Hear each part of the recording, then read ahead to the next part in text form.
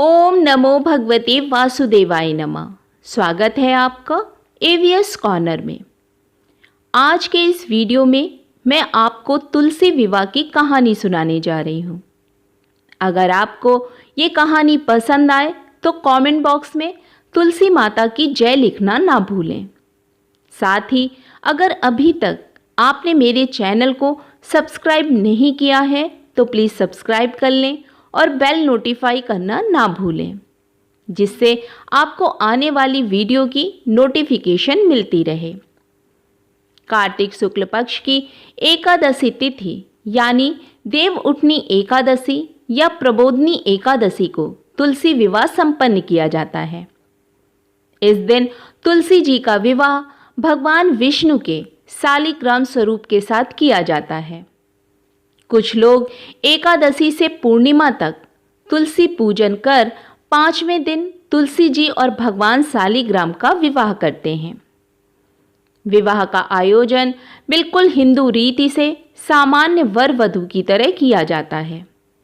मान्यता है कि जिन दाम्पत्य के कन्या नहीं है वे तुलसी जी का विवाह करके कन्यादान का पुण्य फल प्राप्त कर सकते हैं। इस दिन प्रातःकाल उठकर स्नान आदि से निवृत्त होकर स्वच्छ वस्त्र धारण करें और सपरिवार तुलसी जी की पूजा करें और व्रत का संकल्प लें। तुलसी विवाह के लिए तुलसी जी के पौधे के गमले को गेरू से रंगें। गमले के चारों ओर गन्ने का मंडप बनाएं, फिर मंडप को तोरण से सजाएं। तुलसी जी को लाल रंग की चुनरी चढ़ाएं और श्रृंगार की सामग्री अर्पित करें। तुलसी जी के पौधे के पास भगवान विष्णु के शालिग्राम स्वरूप को स्थापित करें। फिर उन्हें दूध और हल्दी अर्पित करें। विवाह के समय मंगला अष्टक के पाठ को भी जरूर करें। ये सारा विधि विधान आप स्वयं भी कर सकते हैं या फिर पंडित या ब्राह्मण की सहायता से भी करा सकते हैं। तुलसी विवाह के समय तुलसी जी और भगवान शालिग्राम के समक्ष घी का दीपक अवश्य जलाएं। कथा पढ़ें या सुनें। इसके बाद एक नारियल दक्षिणा के साथ टीका के रूप में रखें। भगवान शालिग्राम की मूर्ति का सिंहासन हाथ में लेकर तुलसी जी की 7 बार परिक्रमा कराएं। आखिर में आरती करें। इसके साथ ही विवाह संपन्न होता है। विवाह संपन्न होने के बाद प्रसाद बांटें और स्वयं भी प्रसाद ग्रहण करें। आइए अब सुनते हैं तुलसी विवाह की ये कहानी। एक समय की बात है, एक परिवार में ननद तथा भाभी साथ साथ रहती थीं। ननद का विवाह अभी नहीं हुआ था। वह तुलसी जी के पौधे की बहुत सेवा करती थी, लेकिन उसकी भाभी को यह सब बिल्कुल भी पसंद नहीं था।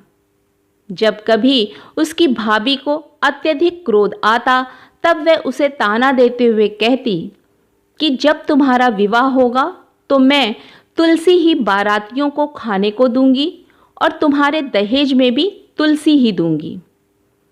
कुछ समय बीत जाने पर ननद का विवाह पक्का हुआ। विवाह के दिन भाभी ने अपनी कथनी अनुसार बारातियों के सामने तुलसी जी का गमला फोड़ दिया और खाने के लिए कहा। तुलसी जी की कृपा से वह फूटा हुआ गमला अनेकों स्वादिष्ट पकवानों में बदल गया।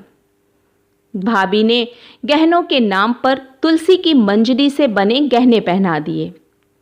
वह सब गहने भी सुंदर सोने व हीरे मोती में बदल गए। भाभी ने वस्त्रों के स्थान पर तुलसी का जनेऊ रख दिया। वह जनेऊ भी रेशमी तथा सुंदर वस्त्रों में बदल गया। ननद की ससुराल में उसके दहेज की बहुत प्रशंसा की गई। जब यह सब बातें भाभी के कानों तक पहुंची, उसे बहुत आश्चर्य हुआ। उसे अब तुलसी माता की पूजा का महत्व समझ आया। भाभी की एक लड़की थी। वह अपनी लड़की से कहने लगी कि तुम भी तुलसी जी की सेवा किया करो, तुम्हें भी बुआ की तरह फल मिलेगा। वह जबरदस्ती अपनी लड़की से सेवा करने को कहती, लेकिन लड़की का मन तुलसी सेवा में नहीं लगता था। लड़की के बड़ी होने पर उसके विवाह का समय आता है। तब भाभी सोचती है कि जैसा व्यवहार मैंने अपनी ननद के साथ किया था वैसा ही मैं अपनी लड़की के साथ भी करती हूँ, तो यह भी गहनों से लद जाएगी और बारातियों को खाने में पकवान मिलेंगे। ससुराल में इसे भी बहुत इज्जत मिलेगी। यह सोचकर वह बारातियों के सामने तुलसी का गमला फोड़ देती है, लेकिन इस बार गमले की मिट्टी मिट्टी ही रहती है। मंजरी तथा पत्ते भी अपने रूप में ही रहते हैं। जनेऊ भी अपना रूप नहीं बदलता है। सभी लोगों तथा बारातियों द्वारा भाभी की बुराई की जाती है। लड़की के ससुराल वाले भी लड़की की बुराई करते हैं। भाभी कभी ननद को नहीं बुलाती थी। भाई ने सोचा मैं बहन से मिलकर आता हूँ। उसने अपनी पत्नी से कहा और कुछ उपहार बहन के पास ले जाने की बात कही। भाभी ने थैले में ज्वार भरकर कहा कि और कुछ नहीं है, तुम यही ले जाओ। वह दुखी मन से बहन के पास चल दिया। रास्ते में वह सोचता रहा कि कोई भाई अपनी बहन के घर ये सब कैसे ले जा सकता है। यह सोचकर वह एक गौशाला के पास रुका और ज्वार का थैला गाय के सामने पलट दिया। तभी गाय पालने वाले ने कहा कि आप गाय के सामने हीरे मोती तथा सोना क्यों डाल रहे हो। भाई ने सारी बात उसे बताई और धन लेकर खुशी से अपनी बहन के घर की ओर चल दिया। दोनों बहन भाई एक दूसरे को देखकर अत्यंत प्रसन्न होते हैं।